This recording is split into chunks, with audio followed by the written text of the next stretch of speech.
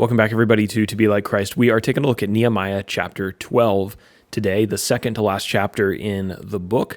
And if you would like to get our PDF before we study and print it off or download it and save it somewhere, you can do that on our website. It's totally free at tobelikechrist.com. When did the events of Nehemiah 12 happen? Well, I want to address a few more of a points on our timeline, I guess, than usual, because we're going to be time traveling a little bit in our outline today. I'll explain in a second. But about 538 BC, Cyrus, the king of Persia, allowed the Jews to return to their homeland after they had been in Babylonian captivity for about 70 years. That's going to be relevant to the very first part of our outline in the text today, so I wanted to mention that. Now, at this time, we're in the time of Nehemiah, and Nehemiah moved to Jerusalem around 444 BC. Nehemiah was the former Jewish cupbearer to the king of Persia. He motivated the Jews to rebuild the walls of Jerusalem after the city had kind of laid in ruins for several decades. We are going to talk about Ezra also. He was the contemporary of Nehemiah. Ezra was a scribe and a priest who was very skilled in the laws of God, the law of Moses.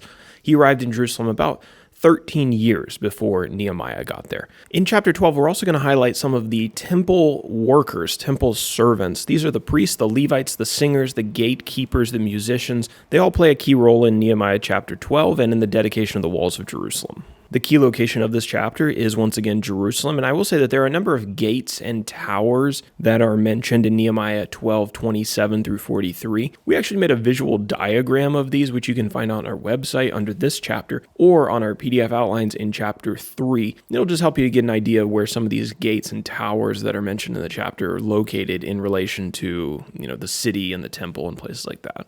So if you've read chapter 12, and hopefully you did before you started this study, you'll know that the first 26 verses are probably a little hard to read. There's a lot of names in there, and maybe a little hard to understand what exactly is going on. So the first 26 verses here I've got as our first section, and I've entitled it, A Record of Priests and Levites. So in verses 1 through 11, there's a record of the heads of the priests and the Levites who returned to Jerusalem with Zerubbabel. And that was when Cyrus initially allowed the Jews to return home. So about 90 to 100 years before the time that we're talking about with Nehemiah in this book. So that's why I went all the way back to the beginning of the timeline when we started, is because this record dates all the way back to that point. The second half of this section, verses 12 through 26, is a record of the heads of the priests and the Levites during and after the time of Joachim, son of Jeshua.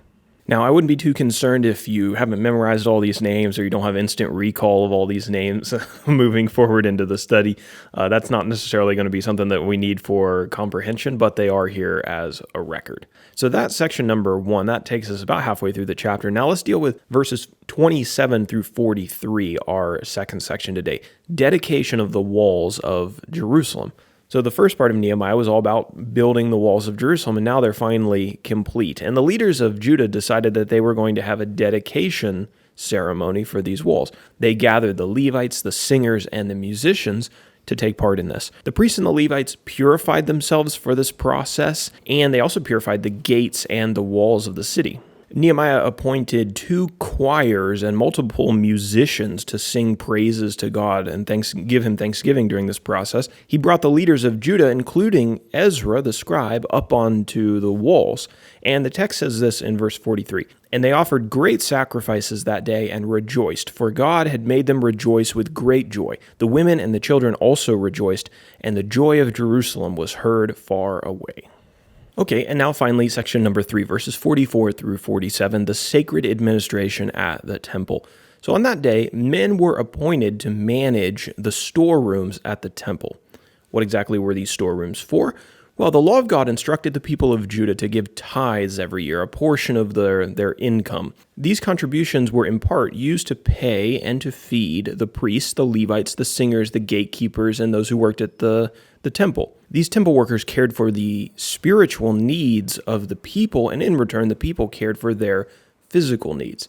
And the text tells us that during the days of Zerubbabel and Nehemiah, the people were mostly faithful in making these contributions and giving their tithes to the Lord. Now, we may see an exception in Nehemiah chapter 13, but we'll talk about that in our upcoming study and our final study in Nehemiah, which, Lord willing, will be tomorrow.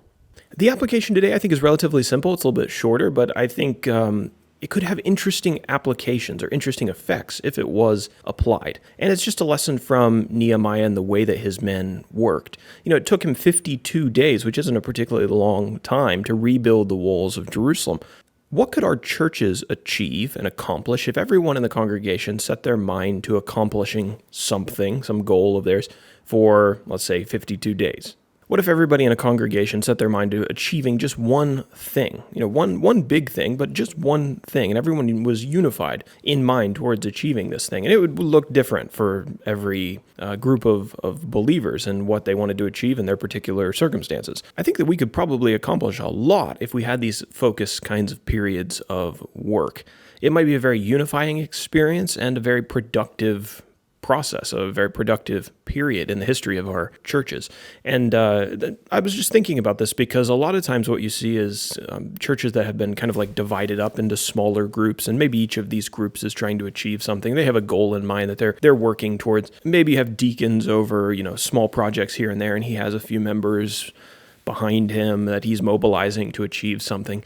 But one thing that I haven't seen a whole lot is an entire congregation just working towards one particular specified goal. A lot of congregations certainly have the manpower, the number of members necessary to do some really impressive things, with God's help, of course. But I think this is just something interesting to think about. Maybe if you're in a leadership position, to think about if my people had a great leader who could mobilize them in the way that Nehemiah did, we could do some impressive things. Could really see some great things accomplished. And God can give us those great leaders in a number of ways, and one of the ways might just be to develop them within a congregation. So maybe you are the person who God is going to develop into a leader to mobilize your congregation to do some great things. Just something to think about. Well, that's going to do it for Nehemiah 12, and Lord willing, we'll be back tomorrow to talk about more leadership qualities of Nehemiah in chapter 13 as we finish up this great book.